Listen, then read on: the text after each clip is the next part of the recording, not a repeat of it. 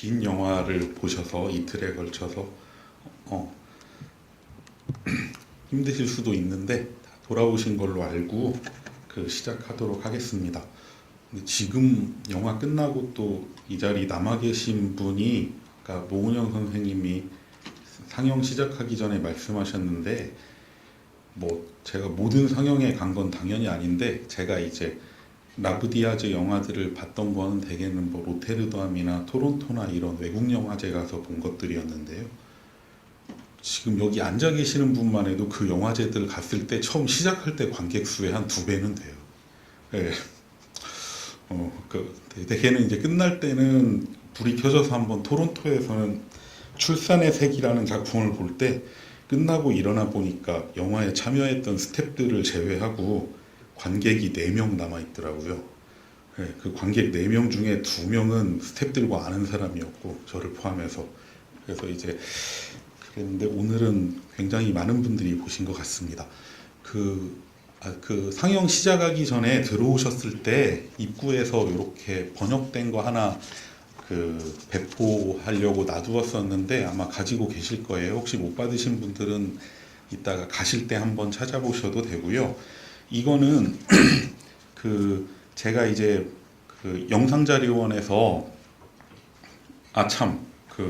배고프실 때니까 미리 말씀을 하고 시작하겠습니다. 오늘 상영이 좀 길어서 제가 생각하고 있는 오늘 강연 시간은 한 50분에서 1시간 정도, 8시 반 정도에는 맞춰야, 이 중에 또 도저히 힘들어서 못 견디겠다 하시는 분들은 이제 식사도 하실 수 있고 그럴 것 같아서요. 자, 일단 다시 돌아가면, 이 글은 영상자료원에서 발행되는 잡지인 영화천국에 좀 게재할 목적으로 번역을 한 글을 좀 발췌를 한 거예요. 이 글을 굳이 좀 나누어 드리려고 했던 거는 2가지 이유가 있습니다. 먼저 첫째는 이제 이번 달에 지금 막 보신 이 필리핀 가족의 진화는 라브 디아즈 특별전의 2번째 프로그램이고요.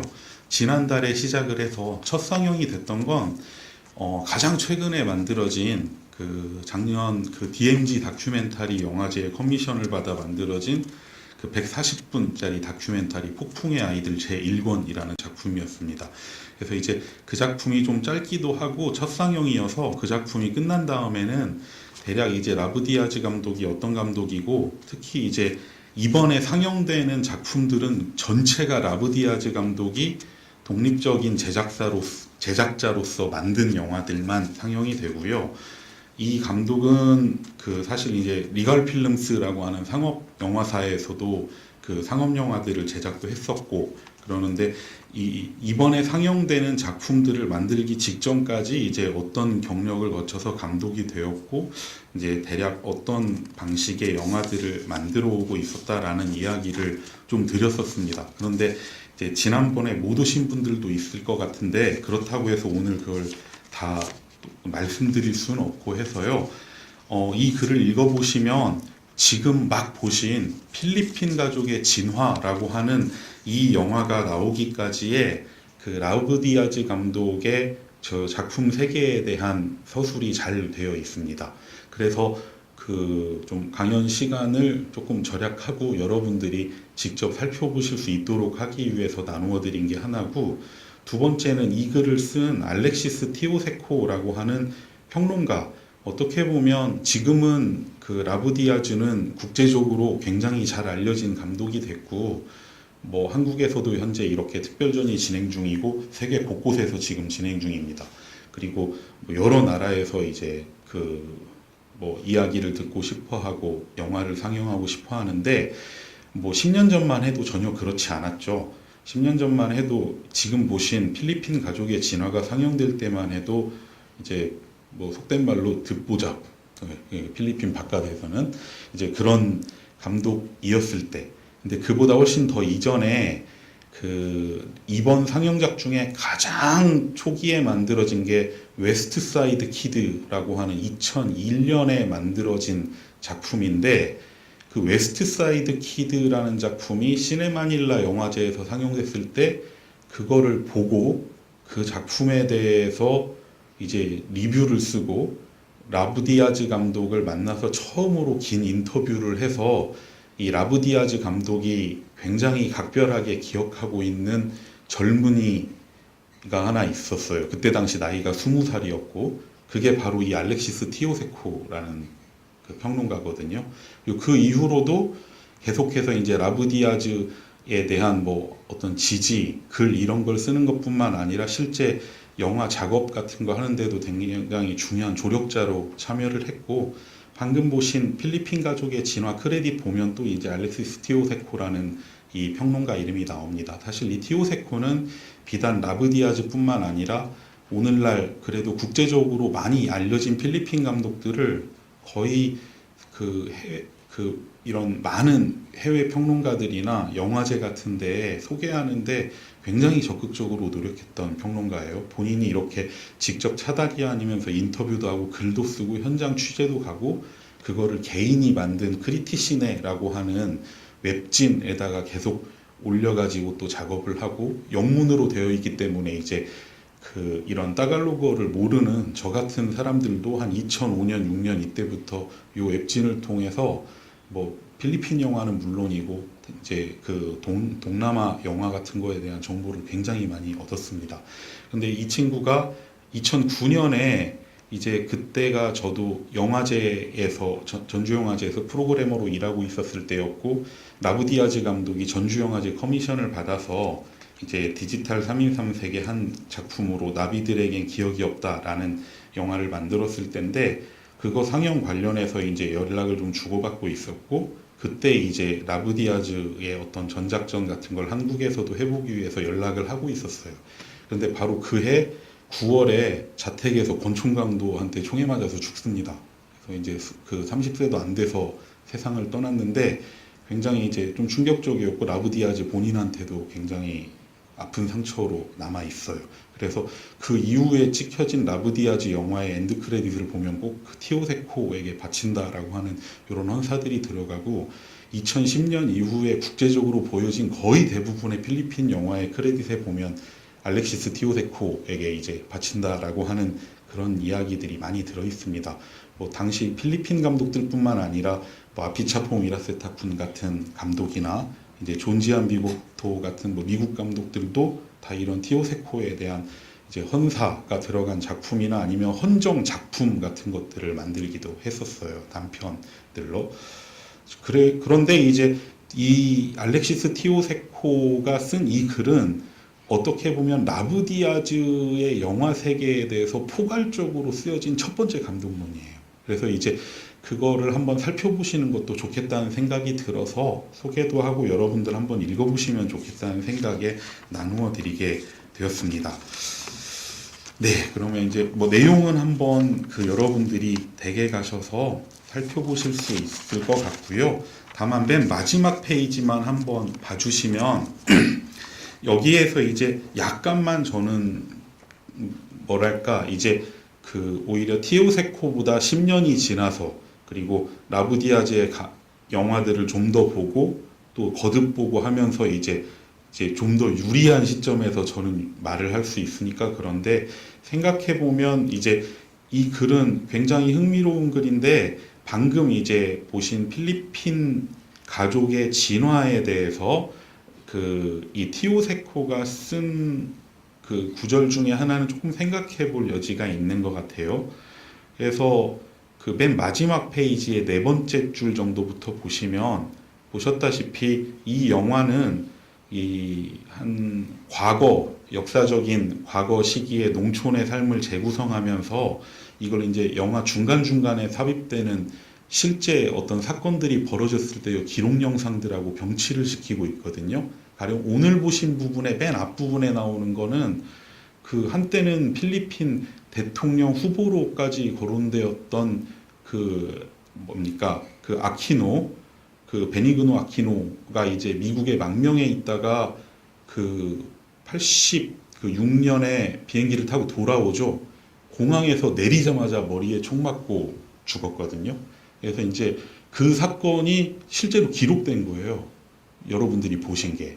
그리고 바로 그게 기폭제가 돼가지고 죽은 아키노의 이제 부인이었던 코라손 아키노 중심으로 해서 이제 필리핀의 일종의 그 민주화 운동, 반독재 투쟁, 한국에 이제 87에도 좀 영향을 미쳤다고 알려져 있는 피플 파워 운동이 이제 벌어집니다. 그거는 영화에서도 한번 보셨을 거예요. 에드사 거리 위에를 헬기가 쭉 따라가면서 보여주는 것들 있잖아요.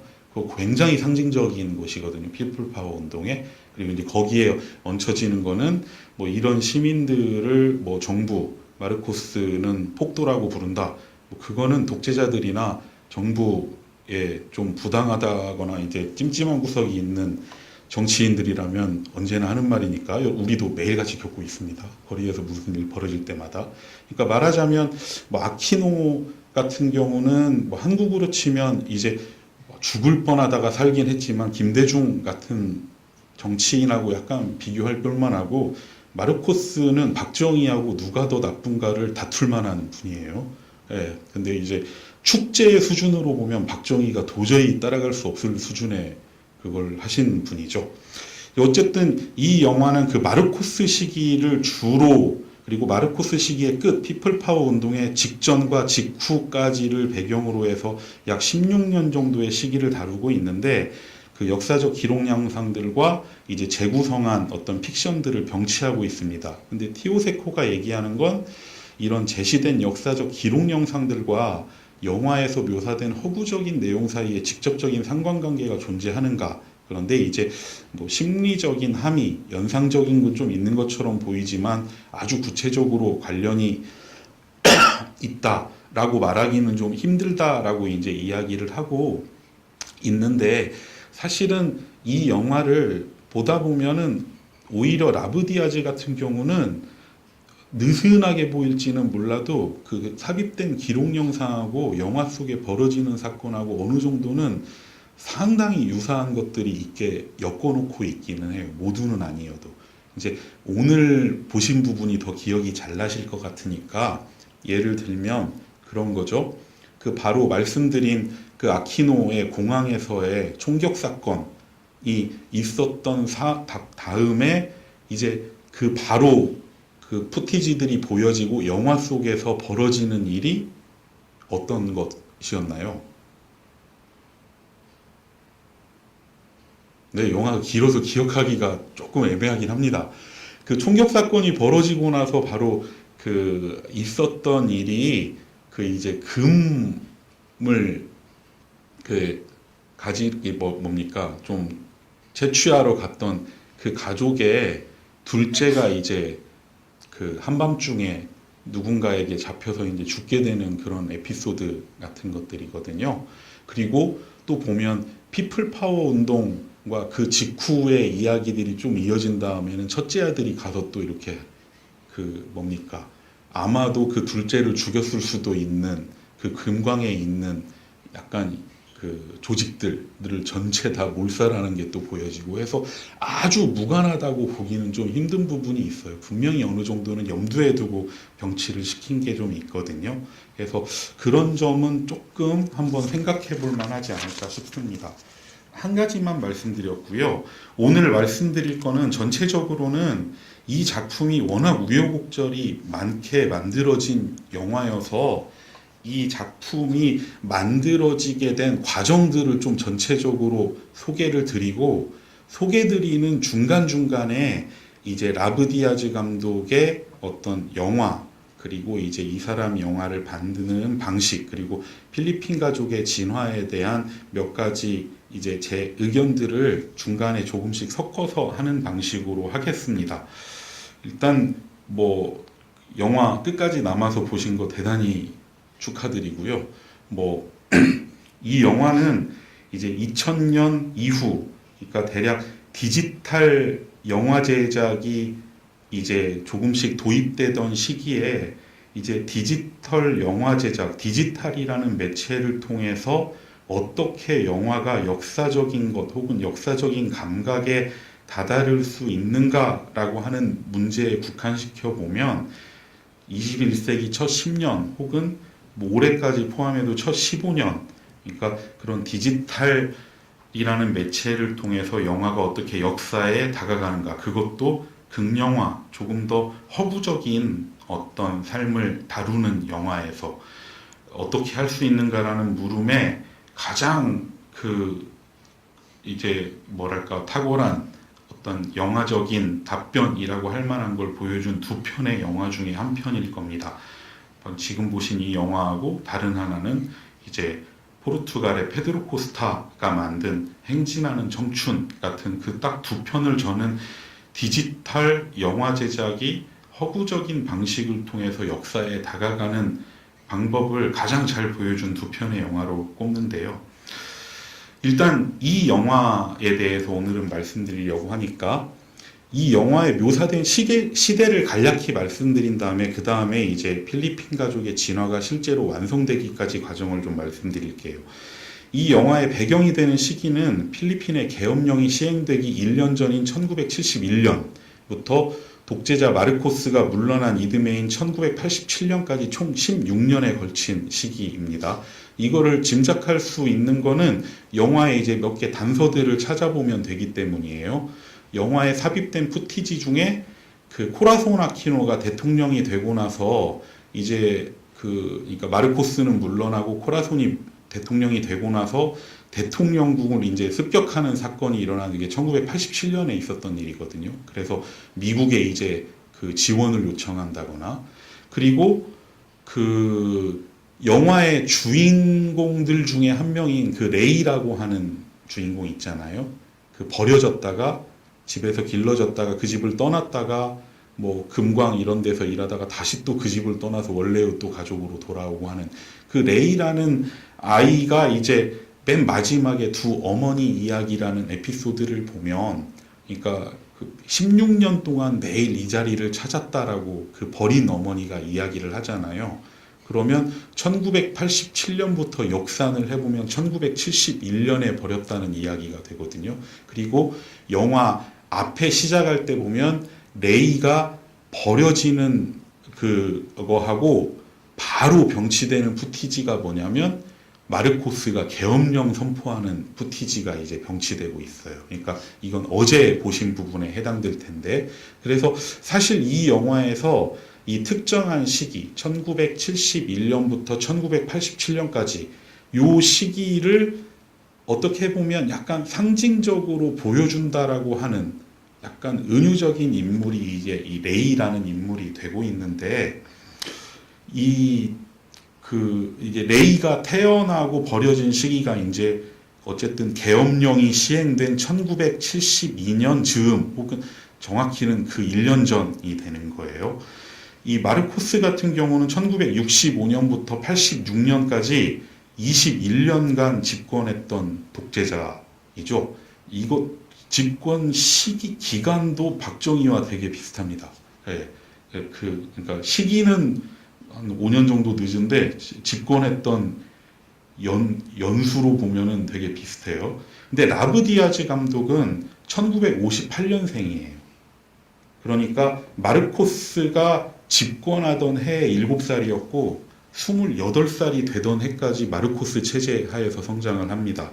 그리고 이제 이 시기에 그 20대 때 그 모엘 펀드라고 하는 곳 같은 데에서 8mm나 16mm 영화 제작도 배우고 뭐 밴드 활동도 하고 했는데 이제 한편으로는 상당히 마약에 빠져 있기도 했고 뭐 그렇습니다. 근데 어쨌든 20대 후반까지를 마르코스 체제하에서 성장했던 사람이고 그래서 이 영화는 어떤 면에서는 라브 디아즈가 그 유년기, 청년기를 보냈던 시기에 대한 이제 그 자기도 꽤 잘 알고 있는 시기에 대한 그 영화이기도 해요.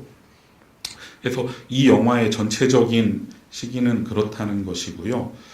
1986년에 있었던 이제 그 코라손 아키노가 대통령 후보로 나섰다가 부정선거로 패배해서 결국 이제 피플 파워로 알려진 민주화 운동이 일어나서 마르코스 망명하고 아키노는 대통령에 취임하고 하는 것도 영화에서 이제 보여지고 있습니다. 그러니까 시간대는 대략 이렇다라는 거를 이렇게 말씀을 드렸고요. 한번 보신 것들을 조금 기억을 떠올려 보시면 영화가 꼭 연대기 순으로 진행되는 건 아니지만 분명히 이 16년 정도 되는 타임라인 안에서 인물들이 어떤 삶을 살고 각자가 내린 선택에 따라서 어떻게 삶의 경로가 바뀌는가에 대해서 보여주고 있다는 것은 아실 수 있을 거라고 생각합니다. 이제 필리핀 가족의 진화라고 하는 영화가 완성되기까지 과정을 하나씩 따라가 보려고 하는데요. 그냥 뭐 호기심 때문이 아니라 이 영화는 보시면서 느끼셨겠지만 촬영 분량이 되게 불균질해요. 물론 이제 기록 영상을 삽입한 부분은 텔레비전이나 이제 방송용 카메라로 찍힌 것들을 가지고 활용해서 이제 퀄리티가 좀 그렇고, 어떤 부분은 16mm 카메라로 촬영한 게 있고 어떤 부분은 DB 카메라로 촬영한 게 있는데, DB 카메라도 기종이 달라서 장면마다 약간 톤이 달라요. 분명히 DB는 DB인데 여기는 꽤 잘 찍은 것 같고 이쪽은 굉장히 잘 안 나온 것 같고, 그건 이제 영화 촬영할 때 예산 상황에 따라서 촬영한 게 달라서 그러는데, 그럴 수밖에 없는 게 이 영화는 완성하기까지 총 10년이 걸렸어요.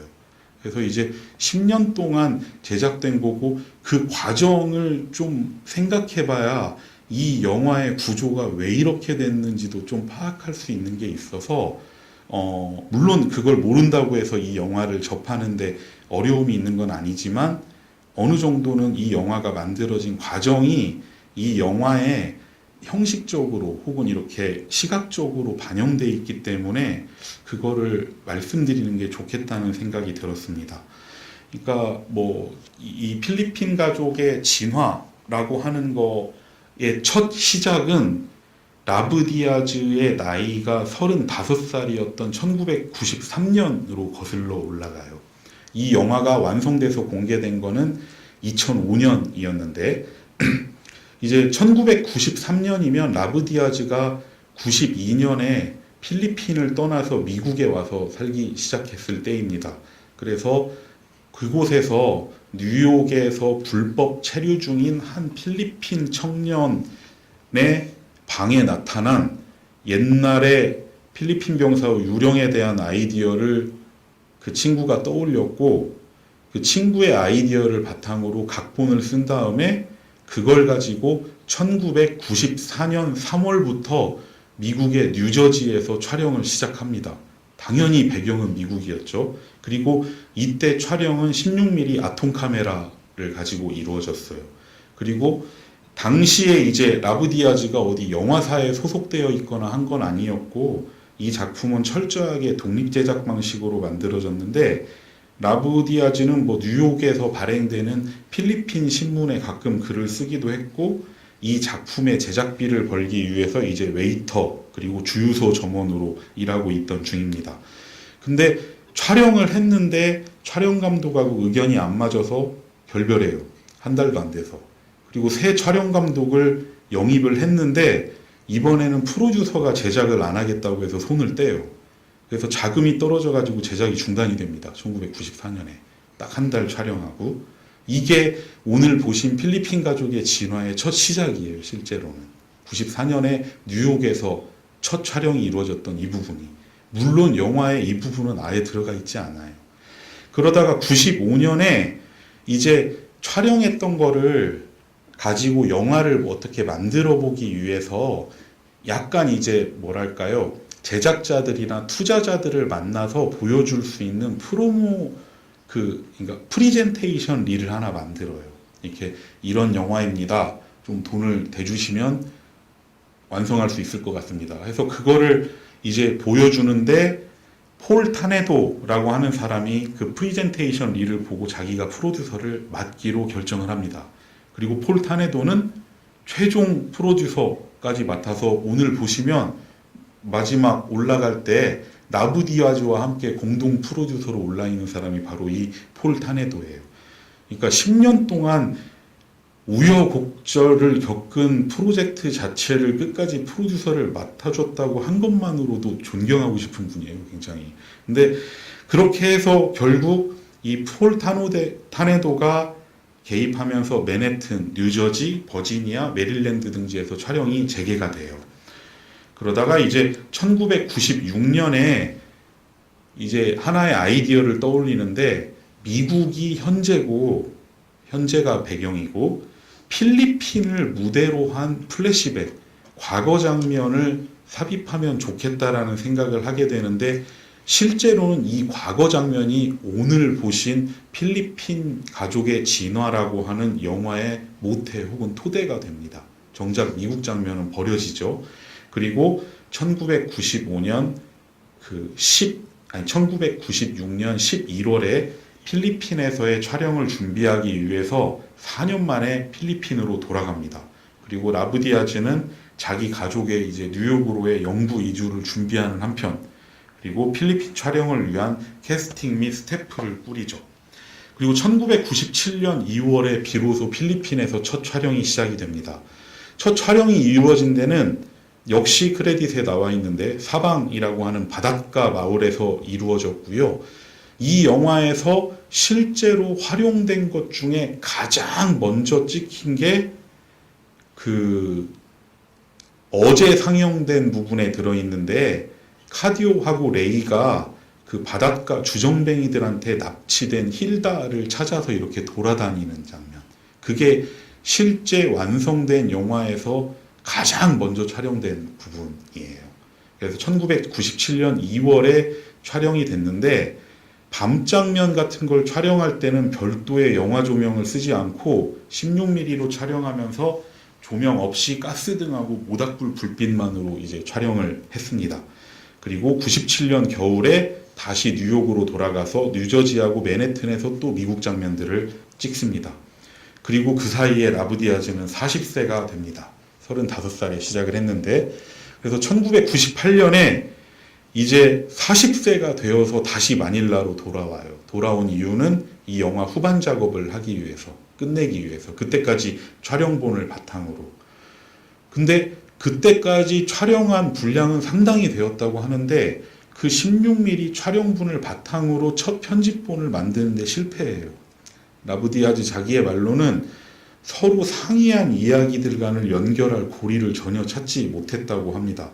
그리고 이 프로젝트를 잠시 접고 리갈 영화사라고 하는 그 필리핀의 그 상업영화사에 들어가서 그 버거보이즈와 컨셉시온 구역의 범죄자라고 하는 영화의 연출을 시작하는데 이 두 편의 영화에 대한 설명은 여러분들 배포해드린 거에 자세히 나와 있습니다. 그리고 이제 이 영화를 시작하려고 합니다. 다시 필리핀 가족의 진화. 근데 또 문제가 생깁니다. 2000년 이제 이때 라브디아즈 나이는 42살. 미국 촬영분에서 이제 그 미국 촬영분에 출연한 배우 중에 한 명인 마이크 페르난데스가 폐암으로 사망해요. 그래서 더 출연을 못하게 돼요. 그리고 또 필리핀 촬영분에서 반란군 리더 역을 맡았던 레이 벤투라가 또 암으로 사망합니다. 그래서 미국과 필리핀 양쪽에서 출연 중이었던 사람들이 폐암과 암으로 사망하면서 또 문제가 생겨요. 그래서 다시 포기하고 2001년에 미국으로 돌아가서 웨스트 사이드 키드라고 하는 작품을 연출을 합니다. 그리고 이 영화가 아시안 아메리칸 영화제에서 상영되었는데 그걸 보면서 아이디어가 하나 떠올랐다고 해요. 계속해서 금을 찾는 사내에 대한 에피소드가 하나 있으면 이걸 가지고 그동안 촬영했던 촬영분들을 엮을 수 있을 것 같다는 아이디어가 떠올랐다고 합니다. 근데 지금 한번 생각해 보면 왜 계속해서 금을 찾는 사내에 대한 아이디어로 전체 이야기를 엮을 수 있다고 생각했을까?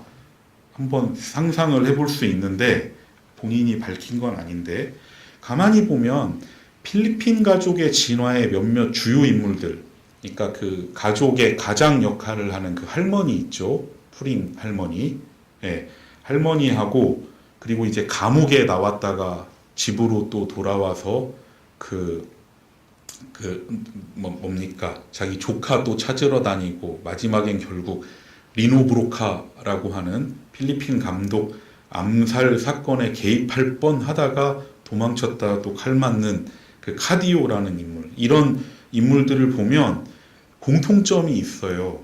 이들은 자신이 아끼는 누군가를 위해서 자기가 무언가를 하거나 찾아야 한다고 생각하는 사람들인데 거기까진 이해를 하겠는데 영화를 가만히 보고 있으면 어느 순간 이 사람들은 누군가를 위한다는 목적보다는 그 행동 자체가 자신들이 감내해야 되는 시련이나 순환처럼 돼버려요.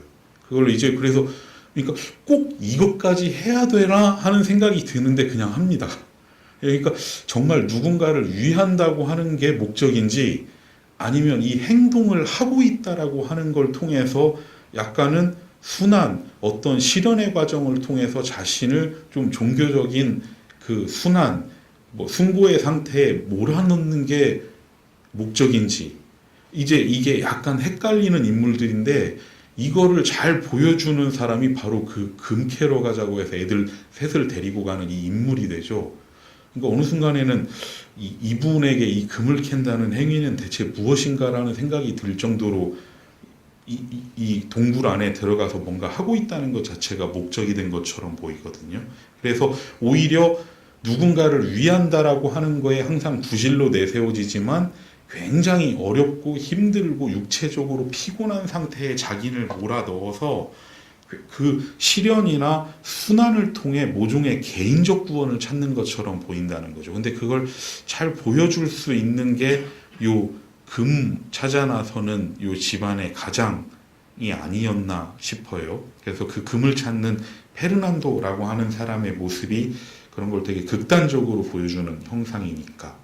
일단 어쨌든 요 아이디어가 떠오르면서 이 에피소드를 재촬영을 해가지고, 아니 재촬영이 아니라 새로 촬영을 해서 기존에 찍었던 것들과 조합을 해가지고 영화를 완성해야겠다라고 이제 2001년에 아이디어를 떠올린 거죠. 그리고 이제 2002년에는 마침내 필리핀 가족의 진화를 어떻게 마무리할지 가닥을 잡고 하는데 또 문제가 생깁니다. 문제는 더 이상은 필름으로 촬영할 돈이 없었어요. 예, 근데 마침 이때가 2002년이면 이 중에 이제 영화를 90년대 정도부터 보아오셨거나 또 심지어 만들어 보신 분이 있다면 더 감이 잘 올 수도 있는데 2002년이면 디지털 영화에 대한 온갖 낙관론과 비관론이 막 터져나오고 있던 때예요.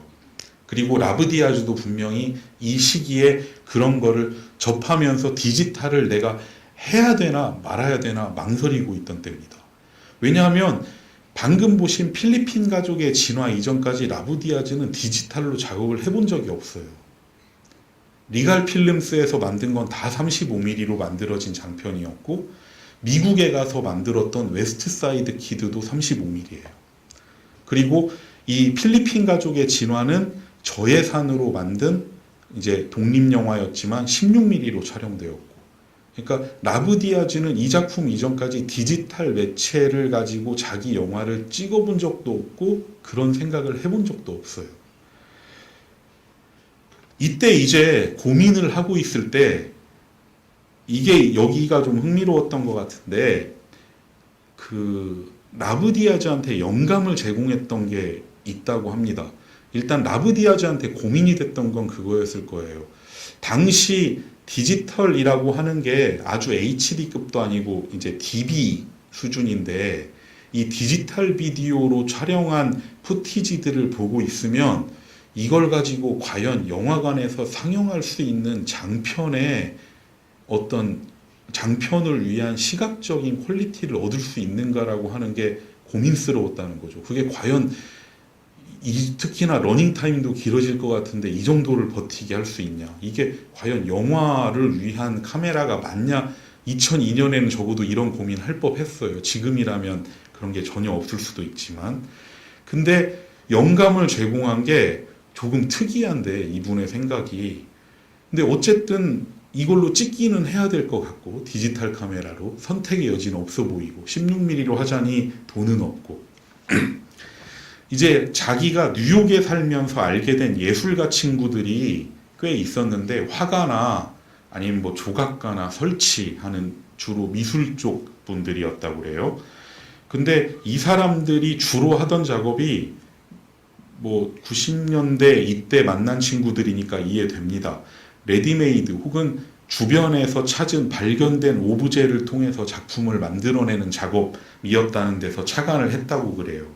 그러니까 뭐 특별히 아주 좋은 재료, 기술적으로 좋은 것 이런 거보다 일단 찾을 수 있는 것들을 모아놓고 서로 무관해 보이는 것들 속에서 굉장히 뜻밖의 우연적인 연관을 찾아내는 이들의 작업에서 힌트를 좀 얻었다고 그래요. 거슬러 올라가면 이제 20세기 초에 초현실주의자들 같은 사람들의 작업과도 연관이 된 텐데, 그러니까 발상을 전환을 한 건데 필리핀 가족의 진화를 내가 만들어야 될 모든 장면을 구성해서 통제해야 될 한편의 극영화로 생각하는 데서 조금 비껴나가서 자기가 찍고 뭔가 연출도 하고 연기도 들어가고 당연히 그건 있겠지만 그렇게 얻은 장면들 자체도 일종의 파운드 푸티지로 간주하는 방식으로 영화를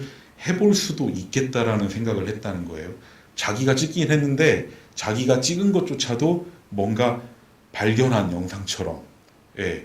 그리고 그렇게 하다 보면 또 하나 얻을 수 있는 점이 어디선가 발견된 영상이니까 이게 영상들마다 아주 논리적인 연관이 있을 필요는 없을 것 같고, 그리고 자기가 16mm로 찍은 거, 디지털로 찍은 거, 그리고 저런 예전에 촬영되었던 역사적 기록 영상들까지를 쫙 놓고 이런 것들 속에서 어떤 우연적인 연관을 발견해 보는 쪽으로 해보자 라고 이제 생각을 한 겁니다.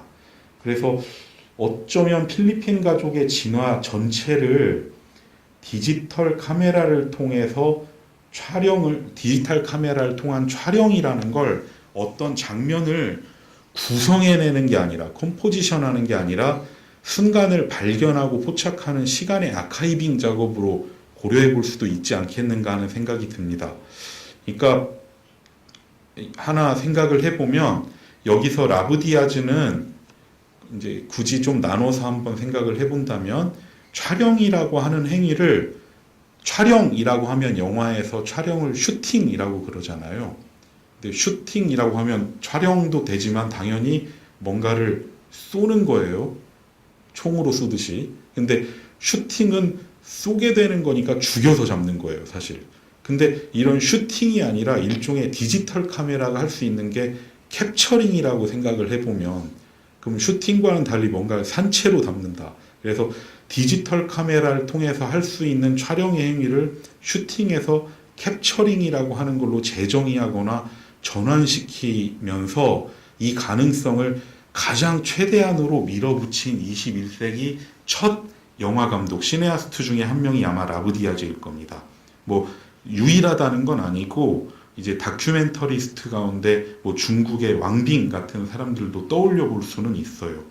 물론 이런 캡처링 한다라고 하는 거는 이례적인 게 절대 아니에요. 다큐멘터리 작업에서라면 역사적으로 항상 있어 왔던 거고, 다만 전통적인 다큐멘터리라고 하는 게 어떤 사건의 포착에 천착을 해왔다면 라브디아즈나 뭐 왕빙 같은 사람들의 작업에서는 어떤 사건, 그런데 때로는 너무 사소하거나 아예 사건이라 할 수도 없을 것 같은 최소의 사건 안의 인물이 그 사건을 아무리 작아도 그래도 사건이게끔 하는 경험의 시간 자체를 포착하는 게 아주 중요해집니다.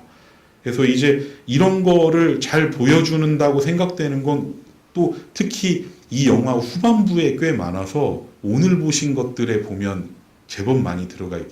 왜 저래야 될까? 그러니까 근데 영화 앞부분에서부터 시작해서 계속 이런 방식이 보여지는데 오늘 보신 장면들에 굉장히 이제 이런 부분들이 많습니다.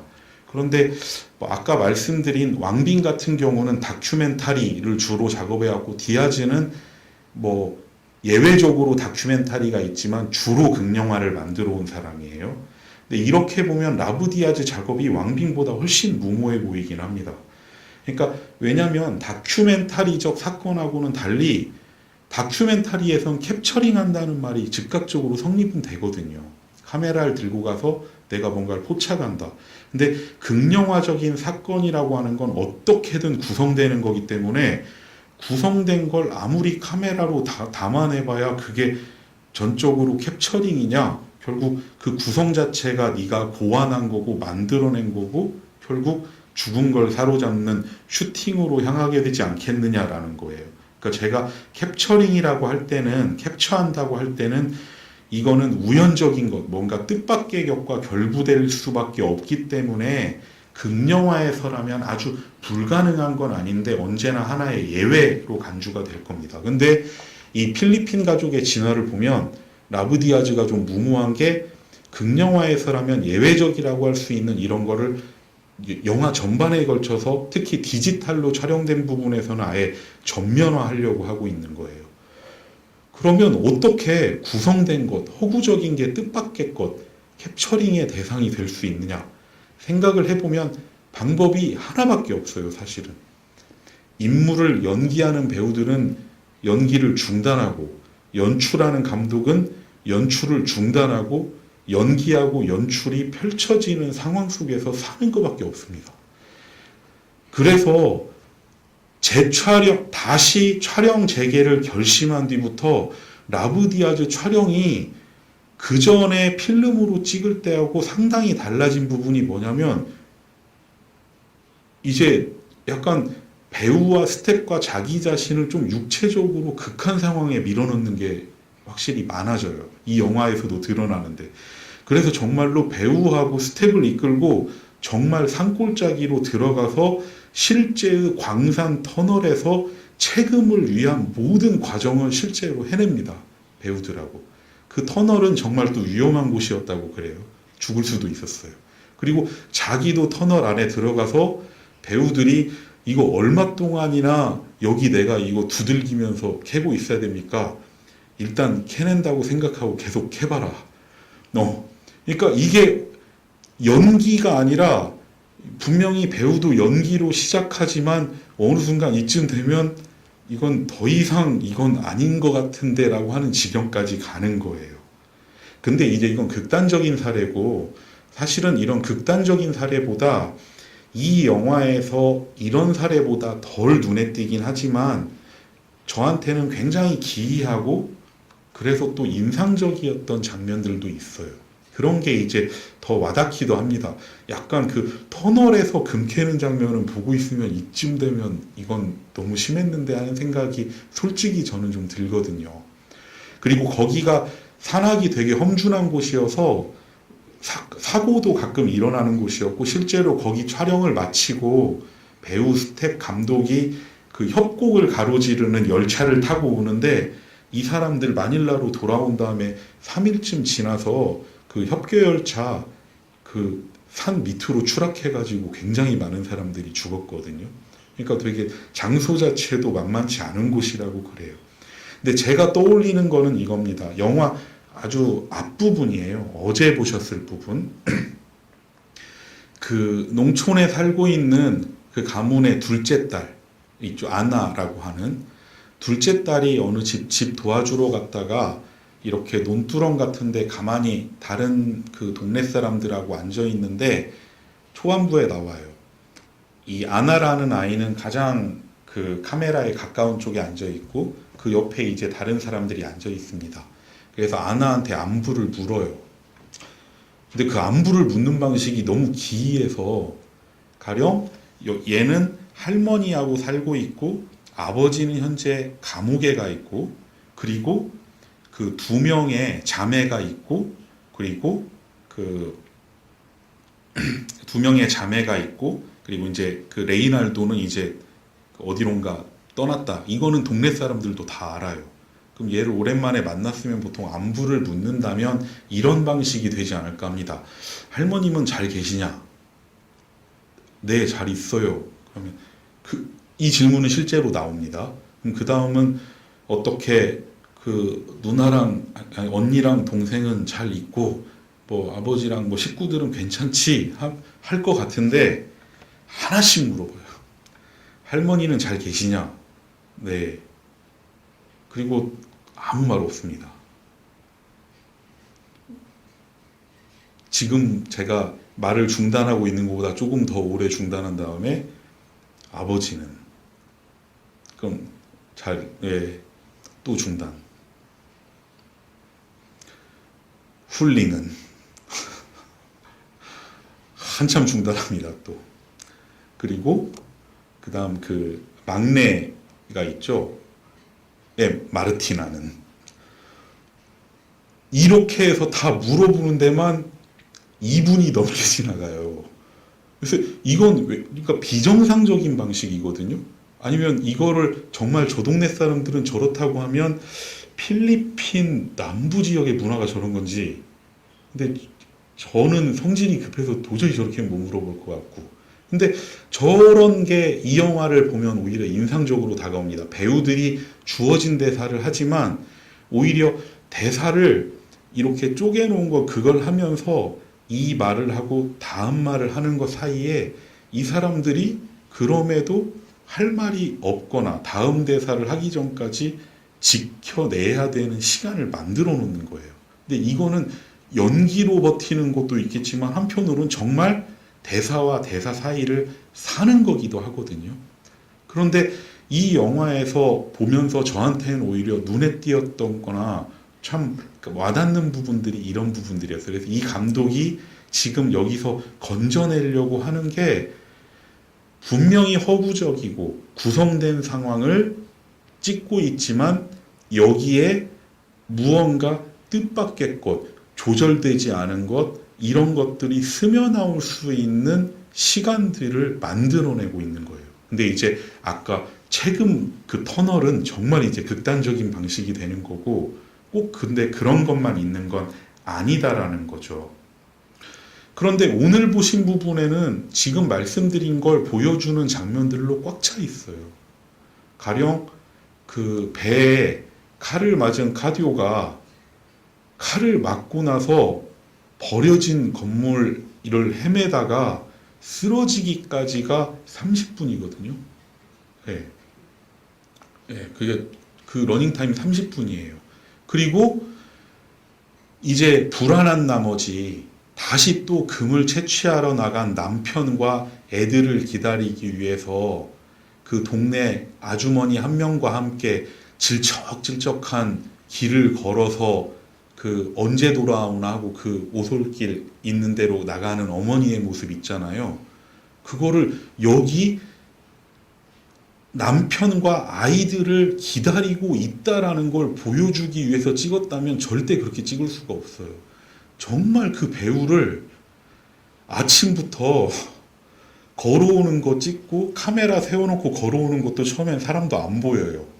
걸어오면 다음 숏 바뀌면 또 저쪽부터 걸어오고 좀 보면 약간 또 어두워져 있어요.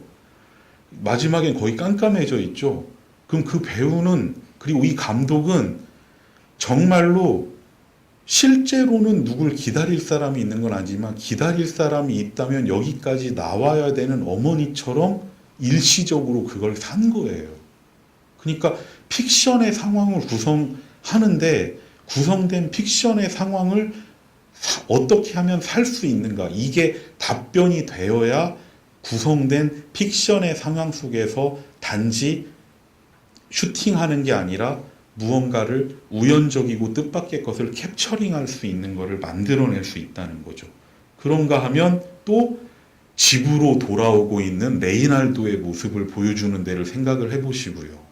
그리고 어딘가 다른 집 일을 마치고 벌판에 세워져 있는 작은 정류소 같은 데서 기다리고 있는 두 자매의 모습을 생각해 볼 수도 있고요. 등등의 이 거의 오늘 보신 거의 후반부들은 누군가가 걷고 기다리고 이런 걸로 가득해요. 예. 근데 이거가 러닝타임을 늘리기 위한 선택이었다고 절대 보이지 않는다는 거죠. 근데 이제 이 필리핀 가족의 진화라고 하는 작품이 가져온 악영향 중에 하나는 정말 그런 거긴 했습니다. 무모하게 러닝타임을 늘려서 무지막지하게 긴 영화들이 그 이후로 많이 생기긴 했거든요. 그러니까 라브디아즈의 이 작품과 왕빙의 철서구 9시간짜리 이 작품은 21세기에 많은 야심가들을 말도 안 되는 길이만 긴 영화에 몰아놓은 두 원흉 뜻이기도 해요, 사실은. 근데 이제 본인들은 원래 그런 뜻은 아니었겠죠. 이제 이런 말씀을 드리는 거는 라브디아즈의 롱테이크는 그래서 이제 어떤 미학적인 선택이라고 말하기가 대단히 힘들다는 거죠, 사실은. 그래서 라브디아즈의 영화 촬영된 것들을 보면서 이거를 특히 오늘 보신 영화에서 어떤 것들을 스틸을 쫙 뽑아냈을 때 이게 그 자체로 아름답다고 보이는 것들이 거의 없어요. 예외라면 오늘 보신 거에 후반부에 거의 무슨 밀레 그림처럼 촬영된 전원 풍광 정도가 아주 예외적인 게 되겠지만 사실 이 영화에서 스틸을 뽑아냈을 때 그 자체로 아름답다고 여겨지는 게 거의 없습니다. 그게 이 영화가 처음 국제적으로 보여질 때 단점이기도 했어요. 영화제 카탈로그에 어떤 사진을 찍어도 사람들이 보고 싶지 않은 스틸 사진들만 나왔거든요. 네, 스틸만 보고 있어도 추할 것 같은. 네, 이제 그런 거였는데 그거는 한편으론 라브디아즈가 염두에 둔 거이기도 하다는 거죠.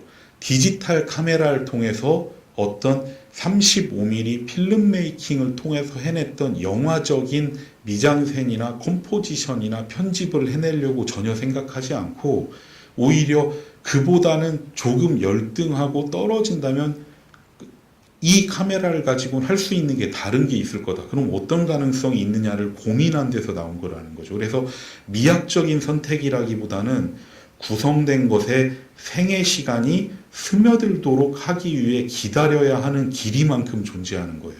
그래서 잘 보시면 이 영화는 언뜻 생각해보면 굉장히 길다, 롱테이크가 많다 생각되지만 이 영화에는 굉장히 짧게 촬영된 디지털로 짧게 촬영된 쇼트도 적지 않아요.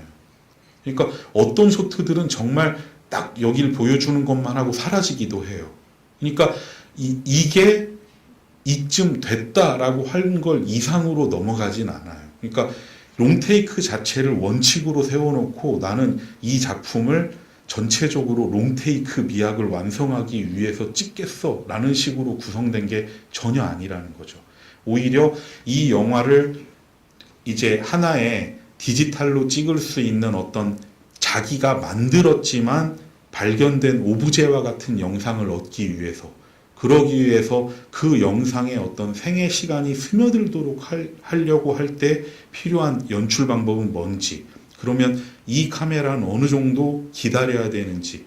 그래서 사실은 쇼트들 길이가 굉장히 제각각이에요.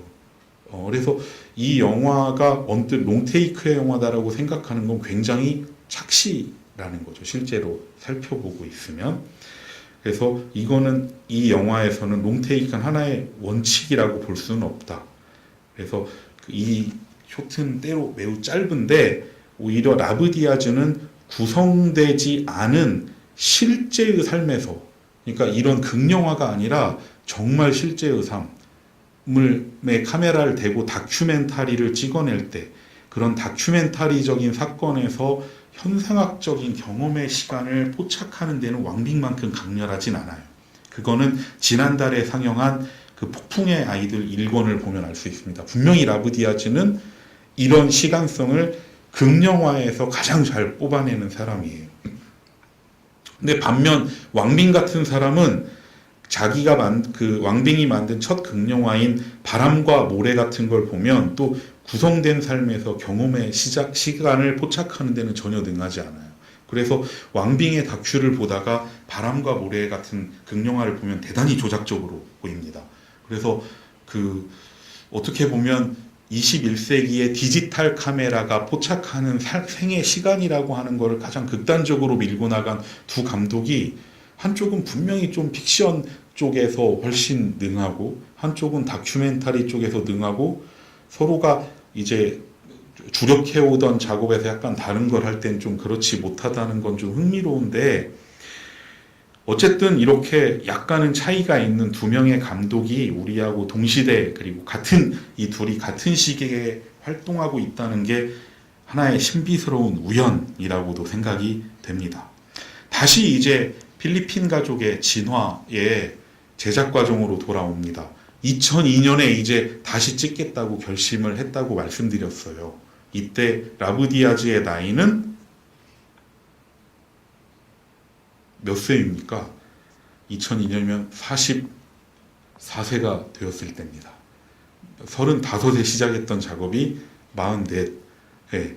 그래서 2003년 1월, 이제 39살에, 비로소 1월과 2월 사이에 그동안 촬영했던 모든 촬영분들을 전부 돌려봅니다. 2달 동안. 그리고 돌려본 다음에 미국 장면을 빼기로 최종 결정을 해요. 2003년에. 그리고 이때 요렇게 촬영분을 돌려보는 과정에 대해서 라브디아즈가 이런 얘기를 합니다. 홀로 앉아서 산더미처럼 쌓인 촬영분을 자기 혼자 보는 건 정말 지루하고 벅찬 일이고 인내심을 시험하는 일이었다고 얘기를 하는데, 결국 2달 동안 다 본 다음에 미국 장면은 모조리 다 버리는 걸로 최종 결정을 합니다. 그리고 이때 작업이 그래도 도움이 됐다고 그래요. 이런 걸 보면서 정말 그 발견된 오브제, 파운드 푸티지처럼 자기 작업을 볼 수 있게 됐고, 그런 걸 보면서 연관이 적거나 없어 보이는 사건, 사진, 그림들을 들여다보면서 굉장히 감정적이고 신비스러운 연관을 찾아내는 작업과 같은 걸 하게 됐다고 그래요. 그리고 비로소 2003년 3월부터 촬영을 다시 시작을 합니다. 필리핀에서. 이제 미국 장면은 없애기로 했으니까요. 그런데 첫 촬영 당시에 레이 역을 맡았던 엘리안드 베라가 10살이었거든요. 근데 이 촬영을 할 때가 이제 16살이 돼버려요. 그래서 실제로 나이가 들어버렸어요. 네, 그래서 이제 어쨌든 그때 배우들을 다시 또 데리고 또 촬영을 했으니까 돌아가신 분들만 제외하고, 이제 그 광산 촬영은 앞서 말씀드린 대로 실제 터널 안에서 매우 위험한 상태에서 촬영됐고, 또 마닐라에서 촬영된 그 감옥 장면 같은 경우 있잖아요. 그것도 전부 마닐라의 실제 감옥에서 실제 수감사자들을 데리고 촬영을 한 장면들입니다. 그리고 이제 이미 이걸 찍을 때는 디지털에 대한 그 자신의 입장을 라브디아즈는 완전히 정리를 했을 때예요. 그래서 그 라브디아즈가 이게 첫 디지털 촬영이라고 말씀을 드렸는데, 이제 디지털로 이런 작업을 할 때 이 라브디아즈가 이렇게 도달하게 된, 결론에 이르게 된 논리적 과정을 한번 추적을 해보면 이럴 겁니다. 한번 재구성을 해본 거예요. 이 사람이 한 말들을 통해서 이런 과정을 거쳐서 디지털로 해도 되겠다라고 하고 이제 확신을 가지고 촬영에 들어갔을 텐데, 첫 번째, 일단 이런 생각을 했을 겁니다. 디지털은 분명 필름에 비해서 시각적으로 불충분한 매체이다. 적어도 당시에는 분명히 그랬습니다. 둘째, 그런데 디지털은 경제적인 상황을 고려할 때 지금 내가 쓸 수 있는 유일한 옵션이다. 그럼 세 번째, 그렇다면 나는 디지털 카메라로 작업해야 하는데, 다만 나는 이때 디지털 카메라를 필름 카메라와 같은 방식으로 대할 수는 없다. 즉 디지털을 필름과 같은 방식으로 촬영하려고 해서는 안 되며, 이제 슈팅이라기보다는 캡처링이라고 말씀드렸던 거에 좀 더 초점을 맞출 수밖에 없다. 네 번째, 그럼으로써 디지털 카메라로 촬영한 건 시각적으로 분명히 불충분하겠지만 이것을 나는 낡은 사진이나 우연히 찾은 물건처럼 하나의 오브제로 간주할 수 있을 것 같다. 다섯 번째, 나는 이 오브제들을 가지고 무언가 만들어내는 작업을 할 수는 있을 것 같다. 이런 과정을 따라왔을 것 같습니다. 그리고 인터뷰에서 했던 라브디아즈의 말을 실제로 옮겨보면 이렇습니다. 발견된 오브제를 가지고 작업하는 이러한 예술가들은 자신들에게 부과된 한계 속에서 잘 해나가며 그것 가지고도 뛰어난 작품을 만든다. 많은 예술가들에 의해서 그동안 일종의 이데올로기로 받아들여진 이러한 실천은 나에게 매우 유용하고 편리한 무기가 되었다. 나는 더 이상 두렵지 않았다. 그래서 나는 디지털을 보듬게 되었다. 후반 작업에서 내가 가지고 있는 촬영분들로는 구조에 있어서 생략이 있을 수밖에 없었다. 필리핀 가족의 진화는 정말이지 구멍난 곳과 생략이 많은 영화다. 근데 구멍난 곳과 생략을 있을 수밖에 없는 게 이게 이제 발상을 전환하면서 이 작업을 전체적인 구성을 할 때 이분의 아이디어가 자기가 찍은 것, 그 예전에 찍었던 것, 누군가에서 얻은 것들 모두를 다 일종의 발견된 오브제로 간주하고 되었다는 걸 생각해 보면 약간은 이해가 되는 부분이죠. 그리고 그런 이유에서였는지 필리핀 가족의 진화는 라브디아즈의 첫 번째 디지털 영화인 동시에 자기가 직접 편집한 첫 번째 영화예요. 그리고 그때까지 찍은 영화 중에 처음으로 흑백으로 완성한 영화예요. 라브디아즈가 이 영화 이전에 만들었던 작품들은 전부 컬러 영화예요.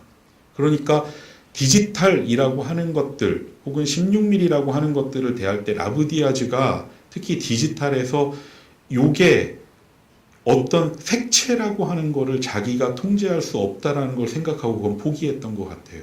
그리고 그 이후로 라브디아즈가 만들었던 작품들은 계속해서 흑백 영화들입니다. 이 사람이 칼라 영화로 돌아오는 거는 2013년에 만든 노르테 노르테 역사의 끝이라고 하는 작품을 통해서예요. 그 전까지는 계속 흑백이었습니다. 그래서 자신이 직접 촬영한 것까지도 일종의 발견된 오브제처럼 파운드 푸티지처럼 대하는 태도. 디지털 영화가 라브디아즈에게 보여준 가능성이 바로 이거였다는 거죠. 그리고 이 작업부터 2008년에 이르기까지 라브디아즈는 계속해서 DV, 그러니까 디지털 비디오 카메라로만 촬영을 해요. 예. 그래서 이 사람이 만든 멜랑콜리아라고 하는 2008년 영화에 이르기까지 라브디아즈의 디지털 영화들을 보면 보통 촬영을 전공하시거나 본인은 화면 구성에 대단히 신경을 쓴다고 생각하거나 혹은 나는 영상미학에 관심이 있다고 생각되는 사람들이 보면 경악할 만한 방식으로 촬영돼 있어요. 무엇이냐? 모든 쇼트가 다 DB 카메라의 디폴트 값이에요. 네. 그러니까 렌즈가 안 바뀌어요. 그러니까 이 오늘 보신 걸 봐도 전부 초점이 맞거든요, 화면에. 말하자면 전심 초점. 인물도 초점 맞고 뒤에도 초점이 안 맞은 것처럼 보인 건 DB 카메라로 찍어서 이 화면으로 봐서 흐릿해서 그런 거지, DB 카메라 자체에 내장된 렌즈만을 가지고 활용을 하기 때문에 렌즈 교체가 없으니까 이 디지털 카메라가 보는 화각대로만 촬영을 한 거예요. 촬영된 부분 이외에 여러분들이 혹시 클로즈업을 보신 적이 있는지 떠올려 보세요. 하나도 없어요. 디지털 카메라로 찍은 거에는. 그래서 클로즈업이나 익스트림 롱숏이 빠진 상태, 전경은 나오긴 합니다만 거의 없고 거의 롱숏이나 미디엄 정도, 인물의 전신이 드러나는 정도를 화면 전체에 담아서 보여주는 상태이기 때문에 언제 봐도 카메라가 이렇게 보는 포괄하는 이렇게 시야가 계속 화면마다 똑같아요. 화각이라고 그러죠. 화각이 계속 똑같아요. 이거는 영화에서 보통 영화를 찍는 사람들은 클로즈업, 롱쇼트, 익스트림, 그리고 어떤 사물과 그 뒤에의 관계를 생각하면서 계속 렌즈를 바꿔가면서 찍는 게 통상적이거든요. 그렇게 해야 좀 더 우리가 알고 있는 영화적인 화면이라고 하는 게 나오는데, 그런 거에 익숙한 눈으로 이 영화를 보면 만약에 이 영화가 라브디아즈라고 하는 거장이 찍은 겁니다라는 말을 안 알려주고 이 영화에서 한 쇼트마다 한 3초씩 잘라내가지고 누굴 보여주면 학생 워크숍 작품이냐? 라고 이제 말할 사람들도 있을 거라는 것입니다. 그런데 이런 방식의 촬영은 2008년에 나온 멜랑콜리아까지 계속해서 이어져요. 왜냐하면 라브디아즈가 선택했던 게 계속 DB 카메라였기 때문이에요. 라브디아즈가 HD로 촬영해서 완성한 첫 장편 영화가 2010년에 공개된 출산의 세기라고 하는 작품입니다. 그리고 이 출산의 세기를 보면 비로소 인물을 촬영할 때 클로즈업이 활용되고 인물 이외에 뒤편의 배경들이 왜 소프트로 훅 날아가는 것들이 있잖아요.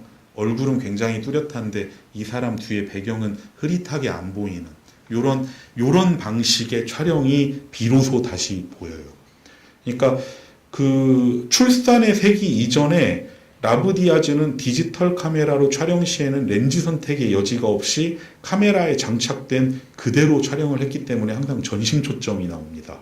그리고 출산의 세기부터 자기가 어느 정도 만족스러운 수준의 HD 카메라가 나왔다고 생각을 했다고 그러고요. 그때부터 라브디아즈 자신이 영화 감독이 되기 전에 1990년대 사진 공부를 할 때, 사진 촬영을 할 때 사용했던 35mm 캐논 렌즈, 85mm 렌즈도 가져다가 장착해서 쓰고, 이런 특히 85mm 렌즈를 쓰면 이런 경우에는 배경의 심도가 확연히 얕아집니다. 그래서 이제 요 렌즈들을 통해서 찍은 쇼트들이 나오는 게 출산의 세기, 그리고 플로렌티나 우발도 같은 영화들인데 이제 올해 말에 다 여기에서 상영이 될 작품들입니다. 그리고 플로렌티나 우발도 같은 데서도 역시 35mm 캐논이나 85mm 렌즈 등을 예전 사진용으로 썼던 렌즈들을 쓰기도 하고, 올림푸스 12mm 이런 것들까지 다 해서 렌즈들을 상당히 달리해서 이제 찍기 시작해요. 2010년 정도부터는. 그리고 이제 DB 카메라 특유의 전심 초점에서 좀 벗어나는 장면들이 라브디아즈의 영화에 들어오는데, 바로 이때부터 자신의 영화의 시네마토그래피, 촬영수로 측면에 대한 고려를 다시 한번 또 하게 되었다고 이야기를 합니다. 라브디아즈에 따르면 아무래도 DB 카메라는 자기가 생각할 때 DB 카메라는 자기가 영화를 찍는다면 옵저버, 관찰가로 머물게끔 유도하는 측면이 있었다고 그래요. 너무 다가가지도 못하게 하고 너무 멀리도 못 가게 하고, 그래서 유사 영화적인 쇼트를 만들어내는 걸 오히려 경계한 거예요. 그게 오늘 보신 것과 같은 라브디아즈 영화에서 언뜻 봤을 때 여러분들에게 보통 영화관 영화에서 매우 익숙한 영화적 쇼트들이 드문 이유이기도 할 겁니다. 근데 그거는 라브디아즈의 굉장히 의식적인 선택이었다고 보여진다는 거죠. 그리고 렌즈 교환이 용이한 HD 카메라를 쓰면서부터 영화의 요소들을 제고하게 되고, 다시 한번, 그리고 자신이 35mm로 촬영했을 때, 영화도 만들고 사진도 촬영했을 때 어떤 방식들을 다시 끌어오고 비로소 2013년에 컬러 작업으로도 전환도 해봅니다. 노르테 그 역사의 종말이란 영화에서. 이 작품은 8월에 상영이 될 예정인데요. 8월에는 이 자리에서 라브디아즈 감독의 가장 최근의 작품들이 주로 상영이 될 거예요. 노르테 역사의 종말, 그리고 작년에 로카르노 영화제 대상을 받았던 아프리오리, 그리고 2001년에 완성이 됐으나 최근에 복원되어서 다시 공개된 그 웨스트 사이드 키드까지, 그리고 이제 감독님도 오실 예정인데 최근에 메르스로 인해서 불안해하고 계십니다. 그래서 그때까지는 이게 지나가야 되는데 메르스가 계속 이런 상태면은 아마 방문을 취소해야 될 수도 있어요. 정부에서 잘하기를 바랍니다. 네, 이 자리에는 없을 거라고 생각합니다. 예, 알 수 없죠. 예, 근데 불안해봐야 해결되는 건 아니니까요.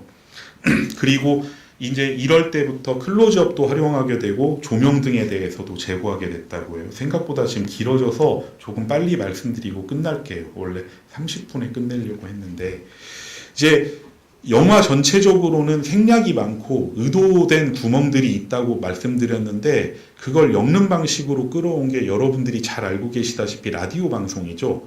그래서 서로 연관되지 못하는 것들을 굉장히 동시적으로 연관시키는 장치로 라디오 방송이 쓰이고 있는데, 한편으로는 라브디아즈 본인에게 굉장히 영감을 제공했고 라브디아즈의 모델이면서 극복해야 할 대상이기도 했던 필리핀 역사상 가장 중요한 감독 가운데 한 명이 리노 브로카예요. 그래서 리노 브로카의 이제 그런 푸티지들이 좀 나오고, 리노 브로카 암살 사건이라고 하는 상황들이 호구적으로 구성돼 있죠. 그리고 지난달에 강연 자리에서 말씀드렸는데, 영화 속에서 이제 극중의 리노 브로카 감독이 얘기하고 있는 영화 중에 하나, 필리핀 역사상 최초로 칸 영화제에 초청되었고 마르코스 정권을 분노하게 했던 인시앙이라고 하는 작품의 복원판 오리지널 HD 테이프는 영상자료원에 보관이 되어 있어요. 그래서 이 라브디아즈 회고전이 진행되는 동안 기회가 된다면 여러분들이 보실 수 있도록 상영하시려고 하는 계획도 있는 것으로 압니다. 그리고 한편으로는 그 라디오 방송은 이 영화에서 묘사된 바와 같은 삶과 이제 당대의 대중적인 재연물에서 묘사한 허구적 삶을 대비하는 효과가 있는데, 그렇다고 해서 그런 라디오 방송이 제공하는 통속 드라마를 아주 비판적으로만 본다고는 얘기할 수 없을 것 같아요. 왜냐하면 그 라디오 방송에서 보여주고 있는 통속 드라마는 실제로 이 영화에 나오는 인물들의 삶이나 멘털리티를 지배하는 것이기도 해요. 그러니까 그게 그 당대적 삶의 한 부분으로서 끌어들이고 있다는 것이죠. 자, 어떻게든 9시 전에는 끝내야 될 것 같습니다. 안 그러면 여러분들이 배고프다고 나중에 말씀하시고 불만이 나오실 것 같은데 7분 이내에 끝내도록 하겠습니다. 자, 마침내 필리핀 가족의 진화는 2004년에 완성이 됩니다. 7월에. 그리고 2004년 7월에 시네마닐라 영화제의 폐막작으로 결정이 됩니다. 그런데 이 영화에 얽힌 불운은 여기서 끝나지 않습니다. 상영 일주일 전에 컴퓨터에 문제가 생겨서 당시 10시간 55분으로 완성된 최종 편집본 전체가 날아가 버립니다. 그래서 상영은 취소됩니다. 그리고 감독은 편집을 처음부터 다시 시작하고 원래 상영하기로 또 시네마닐라 영화제 이후에 상영하기로 돼 있던 아시안 아메리칸 영화제에서는 가편집 상태로 일단 녹화해놨던, 그러니까 프리뷰용으로 녹화해놨던 VHS 비디오 카피로 8시간 버전이 상영됩니다. 화질이 너무 안 좋아서 도저히 무슨 영화인지 알아볼 수 없었다고 그래요. 그리고 9월에는 9시간 버전이 상영이 됩니다. 간신히 일단 가편집을 마쳐서. 그리고 결국 원래 최종 편집본 10시간 55분짜리 날아간 거에 보완할 부분이 있다고 생각하여 2004년 11월에 또 촬영을 조금 합니다. 그리고 이때 촬영한 것까지 합쳐서 2005년 1월 28일에 후반 작업이 완료가 됩니다. 그리고 이번에는 무사히 로테르담 영화제에서 최종 편집본이 상영되었습니다. 이렇게 해서 2005년 1월 28일 최종 편집본 상영까지로 처음 1993년에 미국 촬영부터 이때까지를 따지면 이 영화는 처음 구상부터 최종 상영까지 12년이 걸린 영화예요. 그리고 그 과정에 있었던 시행착오와 변경과 이런 것들은 어떤 방식으로든 영화의 구조에도 영향을 미쳤다고 이야기할 수 있겠죠. 자, 이제 덧붙일 말은 작업과 관련해서 중단되고 지연되는 일이 이후로도 라브디아즈한테는 아주 다반사입니다. 이번 회고전 상영작을 보시면 에레미야스 제1권이라고 하는 작품이 있는데 이 후속편으로 기획된 에레미야스 제2권, 이 작품은 촬영이 됐어요. 근데 필리핀 가족의 진화와 거의 비슷하게 올해로 9년째 제작 진행 중 혹은 중단 중입니다. 예, 그리고 바람의 여인이라고 하는 제목의 작품이 있는데 역시 현재까지도 마무리되지 못하고 미완으로 남아있는데 중단하는 동안 주연 여배우가 더 이상 자신은 출연하고 싶지 않다라고 이야기를 하는 바람에 라브디아즈가 한 방식이 바람의 여인은 왜 못 만들어졌는가를 소재로 영화 한 편을 찍습니다. 그리고 바람의 여인이 왜 완성되지 못했는가를 소재로 한 영화를 찍으면서 미완의 바람의 여인의 푸티지를 그 영화 안에 넣습니다. 이 작품이 바로 출산의 세기라고 하는 작품입니다. 이 영화는 제목 그대로 두 가지의 이제 출산에 대한 건데, 하나는 말 그대로의 여인의 출산, 하나는 자신의 작품을 끝내 내놓지 못하고 있는 한 영화 감독의 상징적 출산이라고 하는 것들이 겹쳐 있는 것이고요. 이 영화에서 영화 감독으로 나오는 사람이 호머라는 이름을 가지고 있어요. 당연히 호메로스에게서 따온 거죠. 네. 그리고 영화에 보면 바람의 여인 제작 과정에서 있었던 실제 에피소드들이 굉장히 많이 들어가 있습니다. 그래서 출산의 세기는 자신이 왜 이런 영화들을 마무리하지 못하는가에 대한 굉장히 자기반영적 성찰이 들어가 있는 영화이겠죠. 그리고 아고니스테스 국가의 신화라고 하는 작품이 있는데요. 이 작품은 출산의 세기보다도 촬영이 앞서 시작됐어요. 그리고 이 아고니스테스 국가의 신화라고 하는 작품은 촬영이 출산의 세기보다 앞에 시작되고 5시간 분량으로 편집이 돼서 마닐라의 필름클럽에서 상영도 되고 실제로 한 잡지에 리뷰도 실렸는데 감독이 더 이상의 상영을 중단합니다. 왜냐하면 영화가 좋지 않다고 생각해서. 그러다가 결국 완성을 하는데 완성되었을 때 제목은 플로렌티나 우발도라는 제목이 되고 이게 이번 상영작들 중에 12월에 상영되는 작품이에요. 그리고 상영 시간은 6시간으로 늘어났고 2012년 로테르담 영화제에서 프리미어 됩니다. 그러니까 제목이 바뀌었는데 원래 제목이 아고니스테스 국가의 신화였는데 플로렌티나 우발도라고 하는 극중 인물의 이름으로 바뀌었어요. 그래서 이 제목이 본인이 멋졌다고 생각했다고 그래요. 아고니스테스 그리고 뭐뭐의 뭐뭐. 그래서 이 제목의 구조만 차용해서 다른 영화의 제목으로 씁니다. 그게 노르테 역사의 끝이라는 제목이 됩니다. 이런 방식으로 해서 라브디아즈가 만드는 영화들은 실제 완성된 영화와 이분이 제작을 착수했다가 중단된 영화와 변경된 영화와 이런 것들이 얽혀 들어가는 과정이었어요. 지난 한 10년 동안의 작업들을 보면. 그래서 이제 이런 작품들 사이사이에 이제 그 만들어진 미완성 작품들에 대한 얘기들도 해볼 수 있겠습니다만 일단 앞으로 남은 기간 동안 여러분들 차근차근 이제 상영이 되니까 이제 실제로 완성된 영화들 순서대로 좀 따라가 보시면서 이제 매번 볼 때마다 또 저 외에 다른 평론가 분들이나 이제 감독님 오셔서 얘기해 주실 텐데 라브디아즈 감독의 이제 그 전체적인 작품 세계들을 차분히 짚어보는 기회가 되었으면 좋겠습니다. 이제 다음 달 상영작은 에레미야스 제1권이고요.